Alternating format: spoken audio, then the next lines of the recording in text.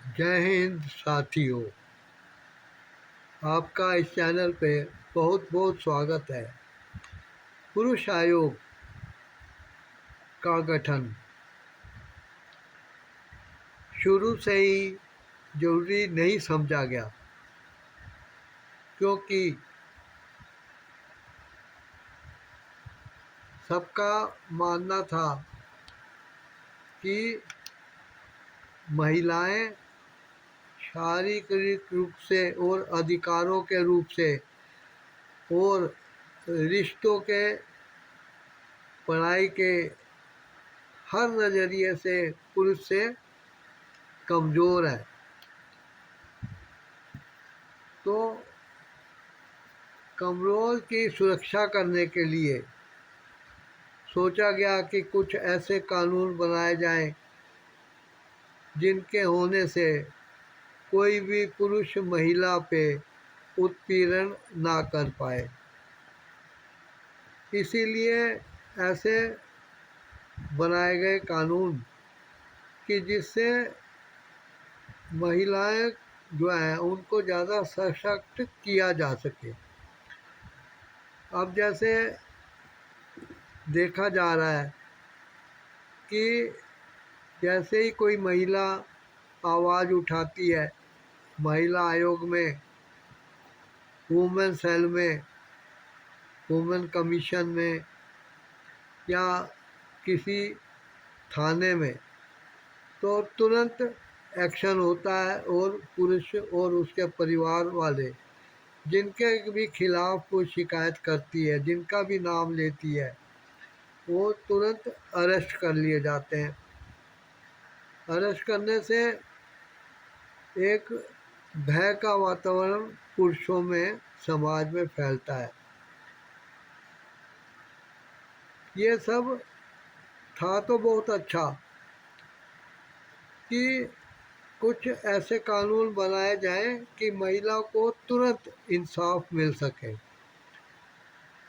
लेकिन कहते हैं ना, अपराधी हर कानून का छेद करके उसमें से बचने के रास्ते निकाल लेता है। इसी तरीके से महिलाएं भी जो है तो मनुष्य ही, उनका जेंडर है फीमेल, लेकिन वो मेल से कम दिमाग नहीं रखती हैं। इसका जो कानूनों का हक था उसका बहुत फ़ायदा उठाया गया गलत तरीके से। अब क्योंकि हर कोई अच्छी नौकरी, अच्छा व्यापार नहीं पा सकता, अच्छी धन दौलत नहीं कमा सकता, तभी चोरी डकैती होती है और लोग दूसरे का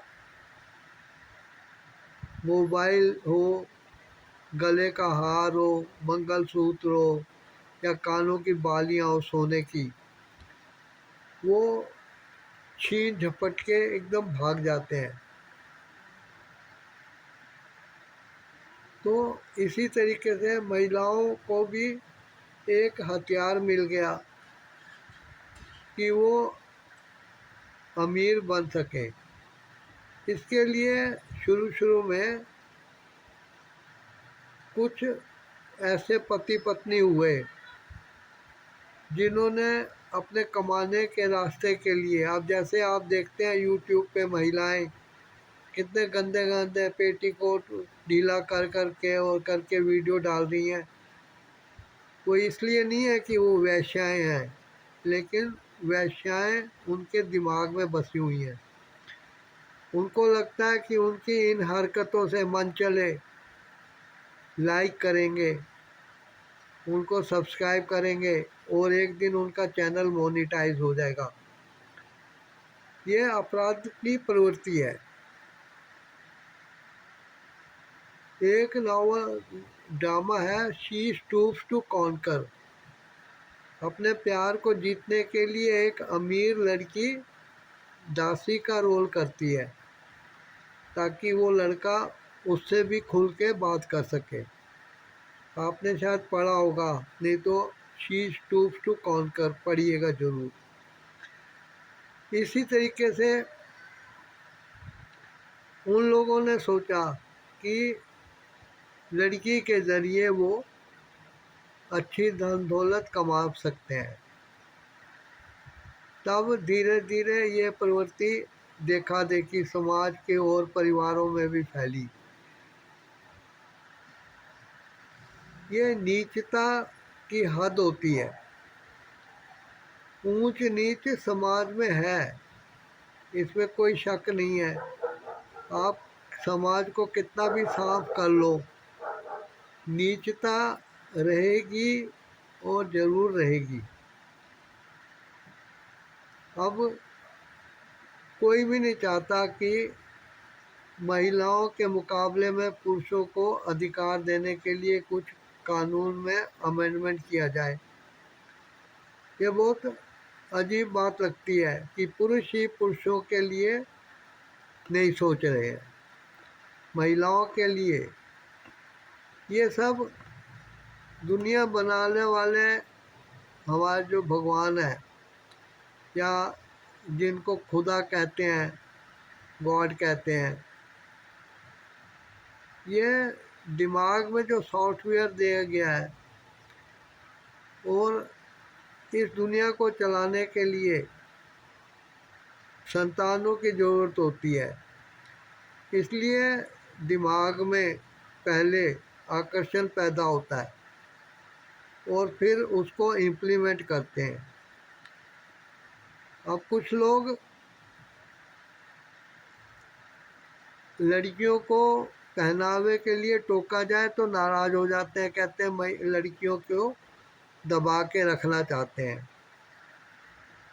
ऐसा नहीं है, हर चीज़ अपनी जगह सुरक्षित रहनी चाहिए। अब कुछ लोग हैं जो कि बॉम्बे में जूहू बीच पर या मद्रास बीच पर जाके घूमते हैं, जहाँ महिलाएं रेत पे चादर बिछा के और बहुत भद्दे कपड़े डाल के कहती हैं कि वो सन बात ले रही हैं, लेकिन उधर घूमते हुए कुछ पुरुषों की आंखों की गर्मी भी उन्हें बहुत लुभाती है। वैश्या बाजार में खिड़की से, झरोकों से, दरवाज़ों से, दरवाजे के बाहर खड़ी होकर आते जाते किसी भी शरीफ आदमी को गंदे गंदे इशारे करती हैं, ये करती हैं। ऐसे ही ये जो लोग हैं पुरुष, ये उसकी तरफ आकर्षित हो जाते हैं। हर काम अपराध कोई पहली बार करता है, फिर उसके वो उसकी आदत पड़ जाती है, लत हो जाती है। अब महिलाओं ने अपने भोले वाले ससुराल वालों पे, भोले पति पर गलत अपराध करने के इल्ज़ाम लगाने शुरू कर दिए। पहले तो वो अकेले ही उनको धमकाती हैं ताकि वो पैसा ऐंठ सकें, लेकिन ये सब वो अपनी माँ बाप या जीजा या किसी और रिश्तेदार या जान पहचान वाले या अपने बॉयफ्रेंड के कहने से करती हैं। ये धंधा बन गया आजकल। आपने लुटेरी दुल्हन के कई किस्से सुने होंगे। ये लुटेरी दुल्हन कौन है? वो तो चलो लूट के भाग जाती हैं, ये लेकिन घर के अंदर पड़ी रहती हैं और घर को लूट लेती हैं, कोर्ट में केस कर देती हैं, पुलिस द्वारा गिरफ्तार करा देती हैं और फिर मुआवजा मांगती हैं। लेकिन हमारे अधिकारियों को, जो कि कानून के रक्षक हैं, उनको पता होना चाहिए कि कोई लड़की यदि मुआवजा मांग रही है तो उसका असली मकसद क्या है। उसका मकसद कैश नहीं होना चाहिए, मुआवजा नहीं होना चाहिए, कंपनसेशन नहीं होना चाहिए। उनको ये कहना चाहिए कि कड़ी से कड़ी सज़ा दे के इनको समाज की रक्षा की जाए, तब तो माना जा सकता है कि वो निरपराध है। लेकिन तलाक के केस में वो मेंटेनेंस भी मांगती हैं, कंपनसेशन भी मांगती हैं और कैश भी। यहाँ तक कि वो अपने परिवार वाले पे अपने वकील के द्वारा या किसी और के द्वारा संदेश भेजती हैं कि यदि उनको इतने लाख दे दिए जाएं तो केस को वो क्लोज करा देंगी। आपके क्या विचार हैं इस बारे में? और जो लोग पुरुष आयोग के लिए तरस रहे हैं या उत्पीड़न सह रहे हैं अपनी पत्नी का, वे ज़रूर इस चैनल को सब्सक्राइब कर लें और मेरे विचारों से अवगत हों, ताकि उनको ये पता लगे कि उनको क्या करना चाहिए। आशा करता हूँ इस चैनल पे आप नए हैं और आपने सब्सक्राइब नहीं किया तो सब्सक्राइब कर देंगे। वीडियो को लाइक कीजिए, कमेंट कीजिए, शेयर कीजिए। थैंक्स।